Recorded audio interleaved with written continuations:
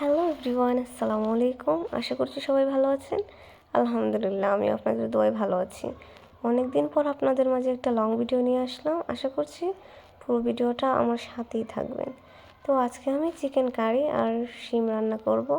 তো এখানে আলাদা কিছু বিছিয়ে নিয়েছি শিমের মধ্যে অ্যাড করে দেওয়ার জন্য, কেননা বিচি খেতে আমাদের খুবই ভালো লাগে।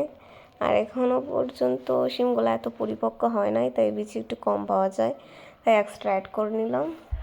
তো সেজন্য প্রিপারেশনটা নিয়ে নিচ্ছি, এটাকে ভালো করে ধুয়ে। আর এই তো শিমের বীজটাও ধুয়ে নেওয়া হয়েছে। আর এদিকে এই যে শীতল মাছটাকে আলাদা প্রসেসিং করেছি, কারণ এতে অনেক কাটা, তাই আগেই সিদ্ধ করে গলিয়ে নেওয়া হয়েছে। জাস্ট পানিটা ইউজ করা হয়েছে যেন কাটা না থাকে। আর এটাই হলো গিয়ে এই তরকারির বিশেষত্ব, মানে এইটার স্মেলই আসলে তরকারির ফ্লেভারটা অনেক ভালো হবে। মানে যে সিলেটের যে শুটকির শিরাটা বলা হয়, এটা দিয়েই তৈরি করা হয়। আর এই তো এদিকে আলুগুলা একদম চিকন করে কেটে নেওয়া হয়েছে। তো আমার আম্মু এটা করে দিয়েছেন, উনি কত ভালো আলু কাটতে পারেন দেখেন। তো এটা দিয়ে আসলে কাঁচা আলুর ভর্তা হবে তেঁতুল দিয়ে। আপনারা হয়তো ভাবছেন যে কাঁচা আলুর ভর্তা সেটা কিভাবে খায়, হয়তো নাক সিটকাবেন, বাট আমিও প্রথমে এমনটাই মনে করেছিলাম, বাট খাওয়ার পর সত্যি ফ্যান হয়ে গেলাম। আশা করছি আপনারাও ট্রাই করবেন।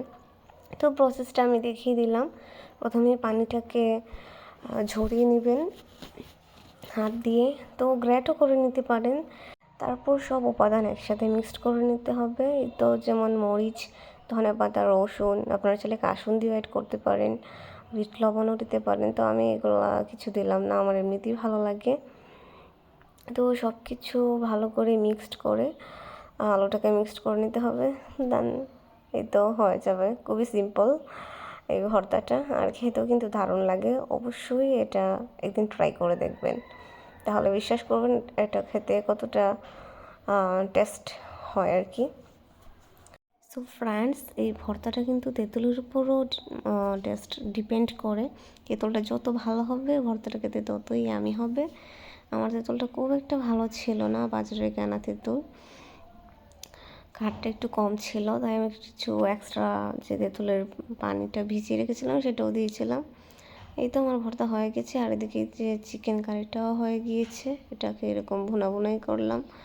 আর এই তো শিমের তরকারিটা কিন্তু অসাধারণ হয়েছিল খেতে, বলে বোঝানো যাবে না। অবশ্যই আপনারা ট্রাই করবেন। আর এদিকে আমি একটা ডিম আর লেগ পিস রান্না করে নিচ্ছি। So here is the final look. আজকের মতো সবাই ভালো থাকবেন, বিদায় নিচ্ছি।